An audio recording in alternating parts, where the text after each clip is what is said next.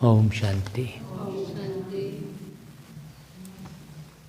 सभी को नए वर्ष की बहुत बहुत बधाई, शुभकामनाएं। कितनी अच्छी बात है। देखो, निश्चित रूप से कटनी की जो ब्राह्मण आत्माएं हैं उनका बहुत गहरा संबंध सतयुग से होगा। आज 1/1/2022 की मुरली सुनेंगे हम। तो चूँकि हम अंक ज्योतिष जानते हैं बहुत अच्छे से, और बाबा भी अंकों के हिसाब से पूरा ज्ञान समझाते हैं, तो 1/1/2022 को जोड़ेंगे तो कितना अंक आ जाएगा? 8। सबको जोड़ेंगे तो कितना आएगा? टोटल 8 आ जाएगा। मतलब यदि आप 20 नाखूनों का जोर लगाकर पुरुषार्थ करेंगे अभी इस 2022 में, तो अष्टरत्न में आ जाएंगे। अभी बाबा ने जो अपने मुख से घोषित नाम किए हैं वो 5 फाइनल किए हैं, 3 बचे हुए हैं। तो उस अष्टरत्न में आप आ सकते हैं। अंक गणित के हिसाब से भी आज आप ये दृढ़ संकल्प करके पुरुषार्थ करेंगे, पूरे बाबा की मुरलियों को 12 बार पढ़ेंगे प्रतिदिन, तो आप अष्टरत्नों में आ सकते हैं। चांस अभी है। तो बजाइए तालियां भाई, सब अष्टरत्न वाले बैठे। और देखो अभी 7:15 बज गए हैं, लेकिन क्लास में अष्टरत्न वाले आए हैं ऐसा लगता है अभी, है ना? अच्छा भाई, बाबा कहते हैं, मीठे बच्चे, तुम्हें सदा सर्विस के ख्यालातों में रहना है। ज्ञानी तो आत्मा बनना है, समय व्यर्थ नहीं गंवाना है। प्रश्न, जो ज्ञानवान बच्चे हैं उनकी निशानी क्या होगी? उत्तर, वे सदा सर्विस पर जुटे रहेंगे। हाँ, उनकी बुद्धि में सदा सर्विस के ख्यालात रहेंगे। उनको अविनाशी ज्ञान रत्नों का दान करने में उन्हें खुशी होगी। तो अविनाशी ज्ञान रत्न हमारे कर्म से प्रदर्शित होता है, केवल बोल से नहीं। कर्म से हमें ज्ञान का दान करना है। बाप भी उनसे राजी होगा। वह कब वाहियात खान पान आदि के ख्यालातों में समय नहीं गवाएंगे। बहुत गहरी बात है। वो केवल ज्ञान के मनन चिंतन में समय गवाएंगे। आज मुझे ये खाना है, कल मुझे वो खाना है, ये सब दुनिया वाले करते हैं। उनको कभी रोना नहीं आ सकता, रूठेंगे नहीं, रोएंगे नहीं। उन्हें कभी यह अहंकार नहीं आएगा कि फलाने को हमने ज्ञान दिया। ज्ञान तो बाबा का है भाई। हमेशा कहेंगे बाबा ने दिया। फिर गीत बजा है, दुखियों पर रहम करो। भाई दुखी कौन है? जो देह अभिमान में है वो दुखी है, और जो आत्माभिमान में है वो सुखी है। तो सारी दुनिया तो देह अभिमान में है तो दुखी है। ओम शांति। यह तो बच्चे अभी जानते हैं कि बाबा ने रहम किया था, अब फिर कर रहे हैं। भाई रहम करने वाला कौन है? शिव बाबा। फिर बेरहमी कौन है? रावण। यह बरोबर अभी तुम ही जानते हो। बाप ने रहम किया किस पर? भारत पर। अर्थात भारत को हीरे जैसा बनाया। हीरे जैसा कब बनाया? संगम युग। अभी हम कौन से युग में हैं? हीरे समान युग में। इसके बाद तो सोना है, माने सतयुग से भी बेटर युग में अभी हम हैं। तो कितनी खुशी होनी चाहिए भाई। तो बाबा कहता है, श्रेष्ठाचारी दैवी स्वराज्य दिया था, तुम अब समझ रहे हो लक्ष्मी नारायण को राज्य भाग किसने दिया? जरूर परमपिता परमात्मा ने रचना रची है।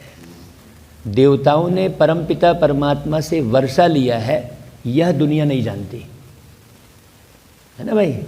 वो तो देवी देवताओं के पीछे भागती है। हाँ, उन्हीं का उपवास तिरास रखती है, जबकि कुछ मालूम नहीं है। देखो कितनी अलग बात है बाबा की। भारतवासियों को स्वराज्य था, बाप ने रहम किया था, अभी फिर रहम मांगते हैं। बेरहमी कौन मिला? जिसने दुखी, कंगाल, भ्रष्टाचारी बनाया, उनकी एफिजी वर्ष वर्ष जलाते रहते हैं। इस रावण ने ही दुख दिया है। मतलब देह अभिमान है मुख्य बात। देह अभिमान से सारे विकार शुरू होते हैं, बहुत अच्छे से समझना। इसलिए देह का भान बिल्कुल न रहे। जो दुख देते हैं वह तंग करते हैं, तो उनका वैर लेने के लिए, उनकी इंसल्ट करने के लिए एफिजी बनाते हैं। दुनिया में भी हम एक बात ऐसी बताते हैं कि कोई नेता है और वो जिंदा है और गलत कर्म किया है, तो उसका पुतला जलाते हैं। लेकिन वो मर गया तो उसका पुतला जलाएंगे क्या?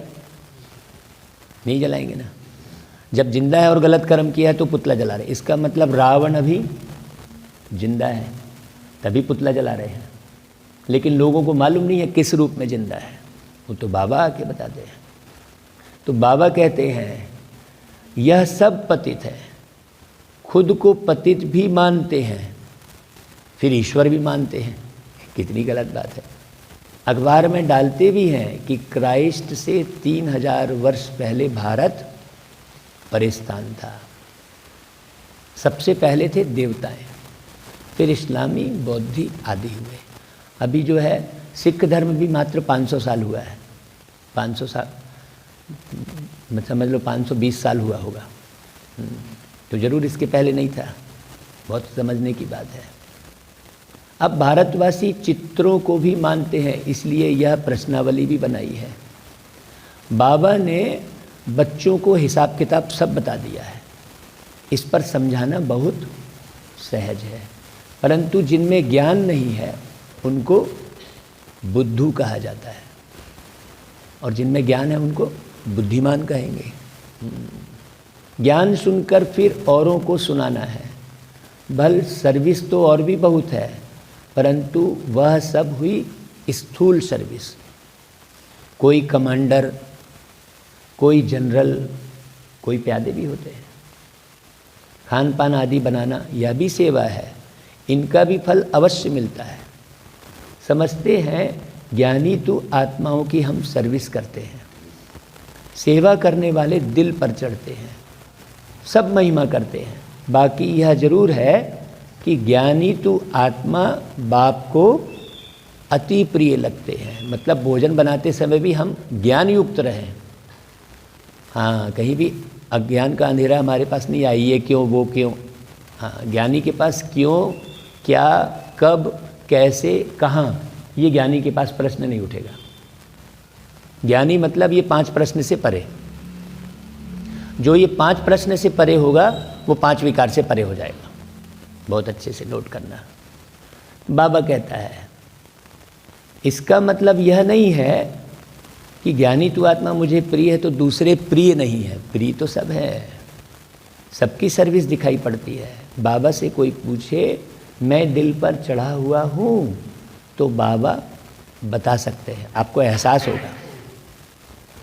बाकी जो सिर्फ सर्विस लेते रहते हैं उनको क्या मिलेगा? हाँ, बड़ी बारीक बात है। आप देखो सर्विस ले रहे हो कि दे रहे हो।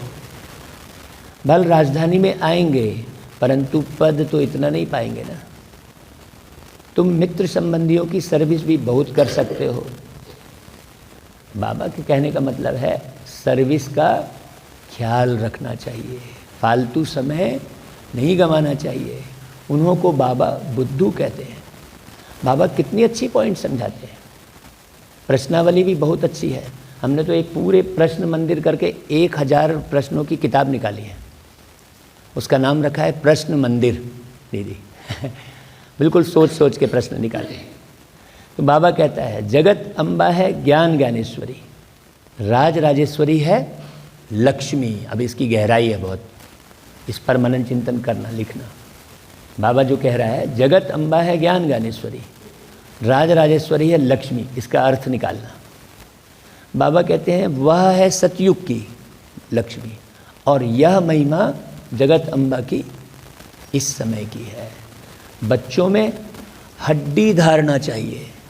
हाँ, जैसे हड्डी दिखाई नहीं देती है लेकिन हड्डी है तो हाँ दिखाई देती है बाहर से, वैसे बारीक बात है ये। परिपक्व अवस्था चाहिए, परिपक्व अवस्था चाहिए तब दिल पर चढ़े। अब इस लाइन का अर्थ भी समझना। हाँ, परिपक्व अवस्था किसे कहेंगे? स्कूल में भी स्टूडेंट नंबरवार दिल पर चढ़ते हैं, वैरायटी होते हैं। यह पॉइंट समझाने की बहुत अच्छी है। जगत अम्बा को धन लक्ष्मी नहीं कहेंगे। देखो, जगत अम्बा अलग हो गया, यह है जगत अम्बा। इनको गॉड ने नॉलेज दी है, इसलिए सरस्वती गॉडेज ऑफ नॉलेज गाई हुई है, बुद्धि की देवी। गॉडेज ऑफ नॉलेज, गॉडेज मतलब देवी।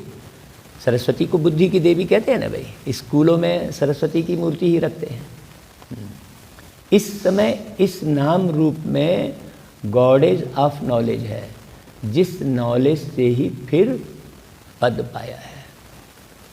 तो यहाँ पर सब समझेंगे अपने आप को कि मैं सरस्वती हूँ, या आत्मा की बात है ना। बाबा कहता है पास्ट जन्म में नॉलेज पाई है तब लक्ष्मी बनी। लक्ष्मी पास्ट जन्म में जगत अम्बा थी। यह तो बिल्कुल क्लियर राज है। अब इस राज को जो समझेगा वो यहाँ जरूर सरस्वती बनेगा। ऊपर में बाबा ने कहा बुद्धू, और फिर बाबा बुद्धि की देवी के बारे में जिक्र कर रहे हैं। बहुत गहरी बात समझना। तो पास्ट, प्रेजेंट, फ्यूचर क्या बनेंगे? एक एक बात बड़ी अच्छी है। लक्ष्मी कैसे 84 जन्म लेती है? हाँ, अभी घूमने गए थे तो यही चिंतन चल रहा था। लक्ष्मी कैसे जन्म लेती है, 84 कहाँ कहाँ लेती है, यह समझाने की बात है। यही चिंतन चल रहा था ना। आज हमारे साथ घूमने बच्चा गया था, हम बाहर निकल रहे थे, उसी समय ये आ गया। मैं नाम भूल जाता हूँ। तो समझाने की खुशी रहती है, दान देने में खुशी होती है ना। बाप अविनाशी ज्ञान रत्नों का दान देते हैं, तो फिर औरों को दान देने की सर्विस करनी चाहिए। सिर्फ मम्मा बाबा के पिछाड़ी नहीं पड़ना चाहिए। हाँ हाँ, देखो क्या बात बोल रहे बाबा, कितना गहरा अर्थ है। सिर्फ मम्मा बाबा के पिछाड़ी नहीं पड़ना चाहिए, सर्विस पर लगना है, तब बाबा राजी हो। हाँ, केवल बाबा बाबा कहने से थोड़ी काम चलेगा। ज्ञानवान क्या होगा? ज्ञानवान सर्विस में जुटा रहेगा। सर्विस में नहीं जुटते तो उनको बुद्धू कहेंगे। वह समझते हम बाबा की दिल पर नहीं है, वह फालतू खान पान के ख्यालात चलाते रहेंगे हमेशा। हाँ, आज ये खाना है, कल वो खाना है। एम ऑब्जेक्ट बाहर में तो बहुत अच्छी लिखी हुई है। हमने अपने घर में भी बाहर लक्ष्मी नारायण का बड़ा बड़ा बड़ा वो लगाया है, फ्लैक्स बोर्ड। तो कोई भी अंदर आवे तो उसे, हाँ, लक्ष्मी नारायण का बड़ा गेट में लगाया है घर पे। बाबा कहता है, नाम लिखा हुआ है, यह है पतित पावन गॉड फादरली यूनिवर्सिटी। समझना बहुत अच्छे से। बाप से 21 जन्मों के लिए फिर हेल्थ, वेल्थ, हैप्पीनेस का वर्षा मिलता है।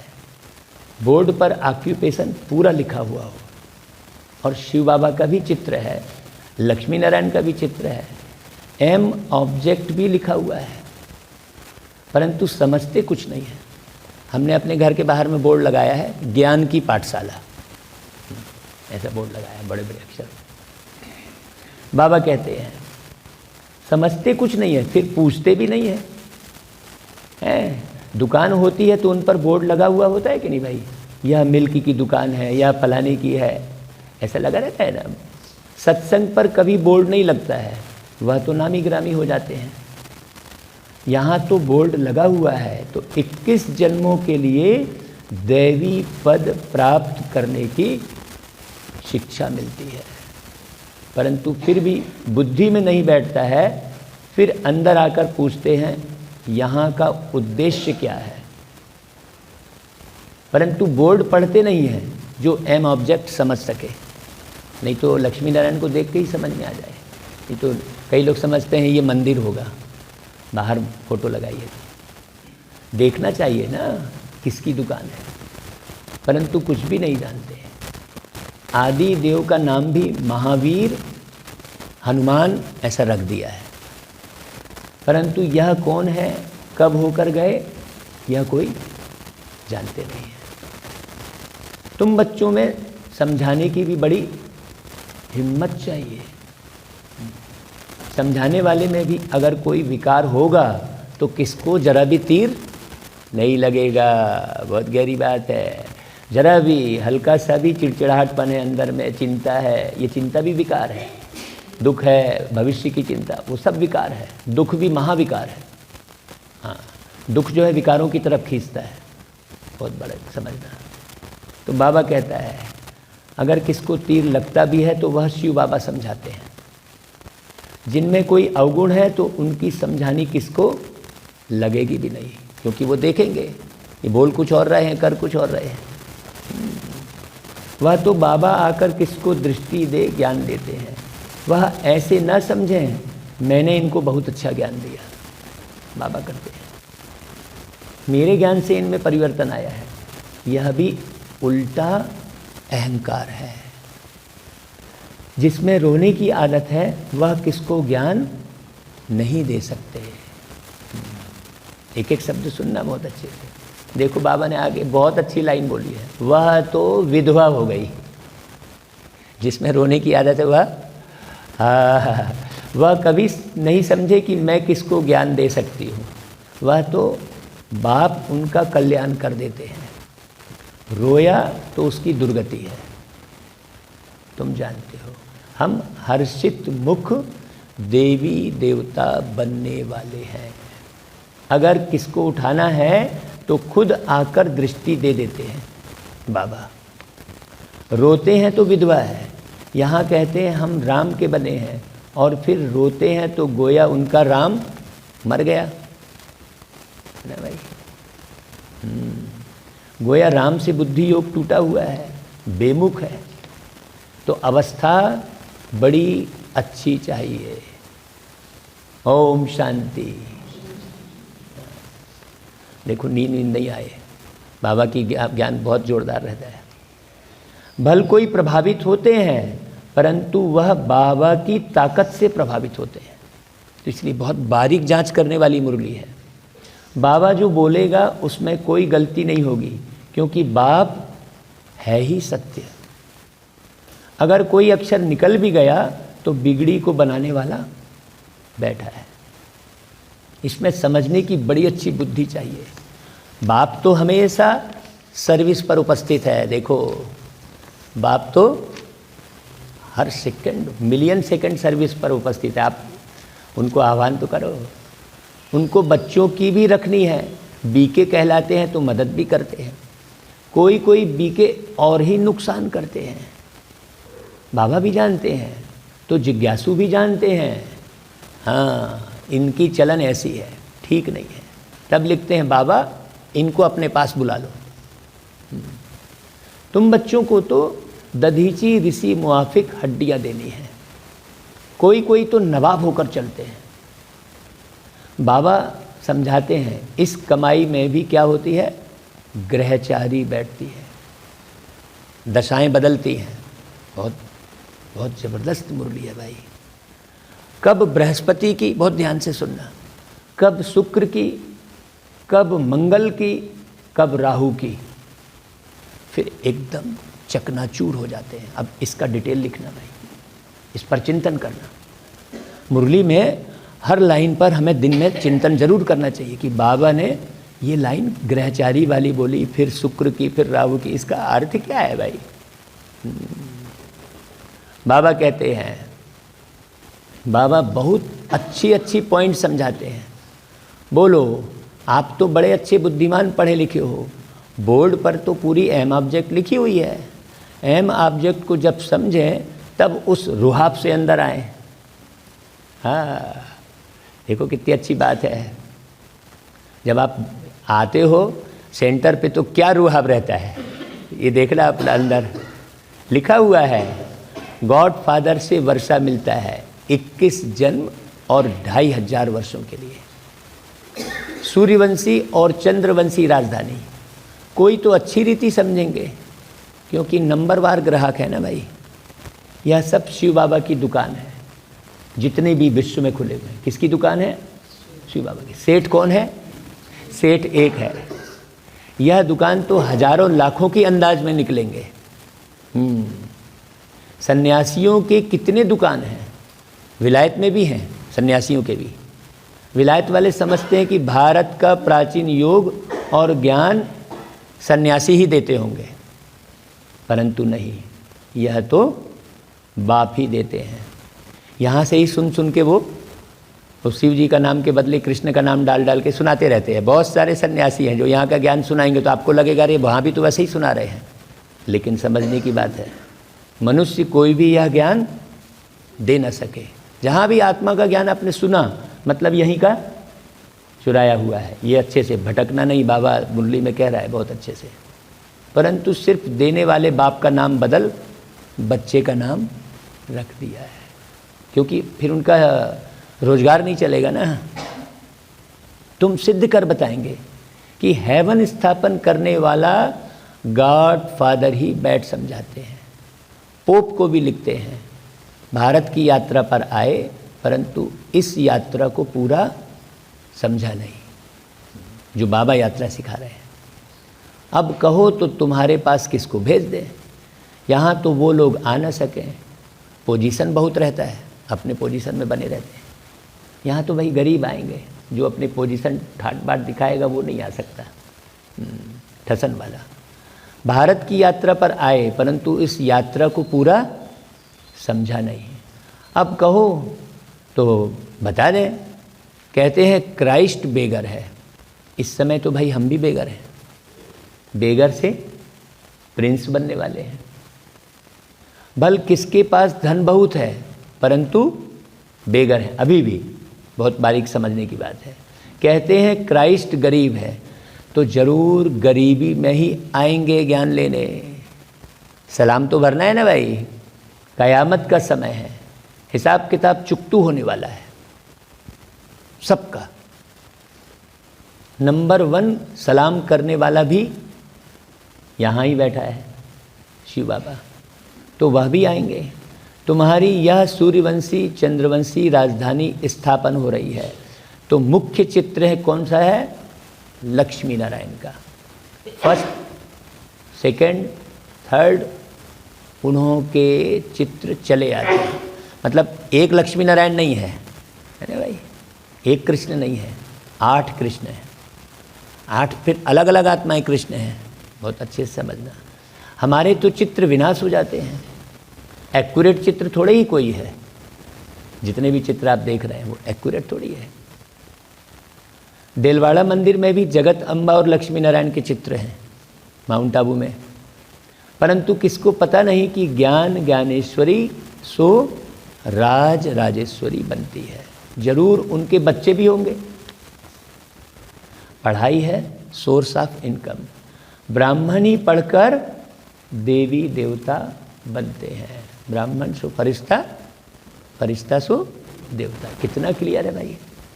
बाप कहते हैं मुझे तो बच्चों का शो करना है, ऐसे नहीं उसका फल उनको मिलेगा, नहीं, बच्चों को अपनी मेहनत का फल मिलेगा। मैं सर्विस करता हूँ, वह तो जिसको दृष्टि देता हूँ उसकी तकदीर है। कितनी गहरी बात है। बाबा की ये लाइन बहुत गहरी है, इस पर आप फिर विचार मंथन करना, एक एक पॉइंट नोट करते चलो।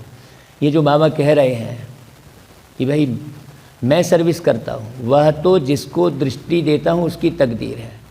मीठे बच्चे, रोना भी अपशगुन है। यह बेहद बाप का घर है ना। जो खुद रोते हैं वह औरों को क्या सर्विस कर हंसाएंगे। इसलिए किसी भी बात में अंदर भी रोना आ रहा है तो पता चल जाएगा भाई। यहाँ तो हंसना सीखना है। हंसना अर्थात मुस्कुराना। हमने गीत बनाया था, मुस्कुराना सीख लो, तो हमने लिखा था खिलखिलाना सीख लो। तो हमारे वरिष्ठ भाइयों ने कहा ये खिलखिलाना शब्द हटाओ। हमने बोला अरे वाह। तो फिर हमने फिर विचार किया, फिर बाबा के पास बोले क्या लिखना चाहिए, तो बाबा ने कहा गुनगुनाना लिखो।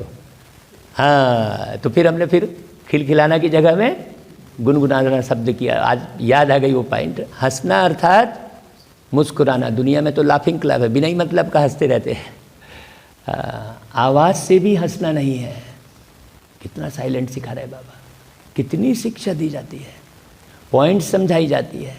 दिन प्रतिदिन नॉलेज सहज होती जाती है, तुम्हारे में भी ताकत आती जाती है। अच्छा भाई, मीठे मीठे सिके लधे बच्चों प्रति माता पिता बाप दादा का, अभी मालूम क्या बोला है बाबा ने आज, माता पिता बाप दादा का नंबरवार पुरुषार्थ अनुसार याद प्यार और गुड मॉर्निंग। रूहानी बाप की रूहानी बच्चों को नमस्ते, और हम रूहानी बच्चों की रूहानी माता पिता बाप दादा को याद प्यार गुड मॉर्निंग और नमस्ते। मेरे बाबा, मीठे बाबा, प्यारे बाबा, फरिश्ता बाबा, शुक्रिया बाबा। मेरे बाबा, मीठे बाबा, प्यारे बाबा, फरिश्ता बाबा, शुक्रिया बाबा। वाह बाबा वाह, वाह बाबा वाह, वाह ड्रामा वाह, वाह ड्रामा वाह, वाह मैं पद्मा पदम सौभाग्यशाली संगम युगी ब्राह्मण आत्मा। अच्छा भाई, फिर सार। आज की पूरी मुरली का सार बहुत सुंदर है। पहली पॉइंट, कभी भी अपना अहंकार नहीं दिखाना है। जो सेवा कराई बाबा ने कराई। दधीची ऋषि मिसल सेवा में हड्डियां देनी है, मतलब सूक्ष्म में भी देह का भान ना हो। मैंने किया वो हड्डी सेवा नहीं कहलाएगी। दूसरी पॉइंट, सदा हर्षित मुख रहना है, कभी भी रोना नहीं है। रोना माना विधवा बनना। हाँ, इसलिए मुस्कुराते रहना है, जोर से भी हंसना नहीं है। अच्छा भाई, फिर वरदान। एक बाप में सारे संसार की अनुभूति करते हुए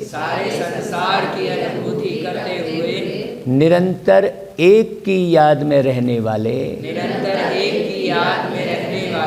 सहज योगी भव।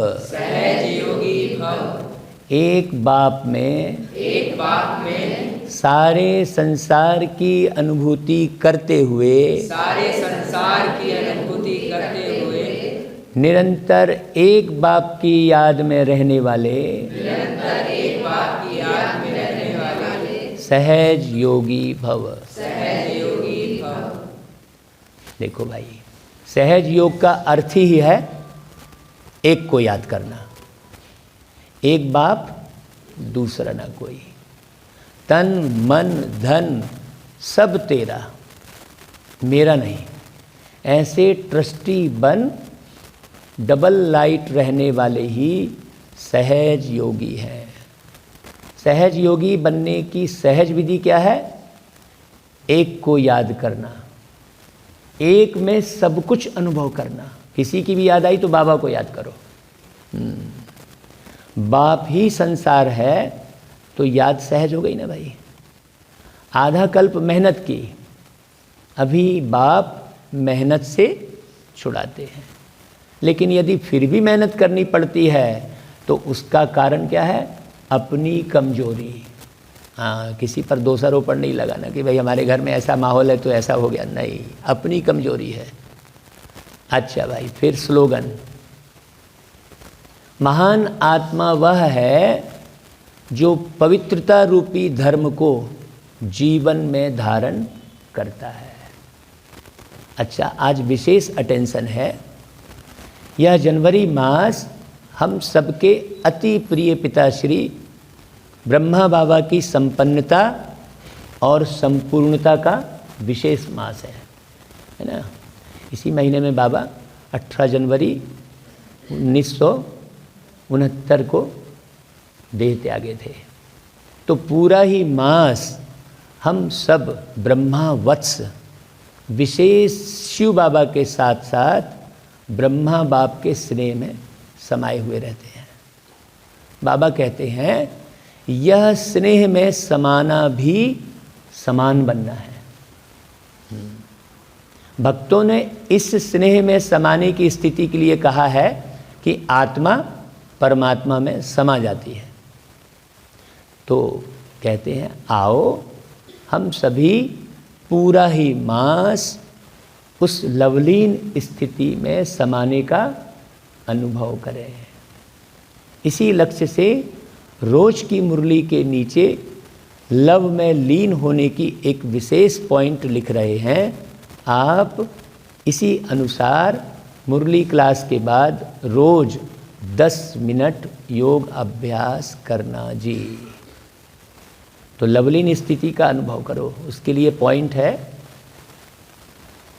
प्यार के सागर बाप के साथ मिलन मनाते प्यार से बाबा कहो और उसी प्यार में समा जाओ, लगन में मगन हो जाओ। यह लवलीन स्थिति और सब बातों को सहज समाप्त कर देगी। अच्छा भाई, ओम शांति।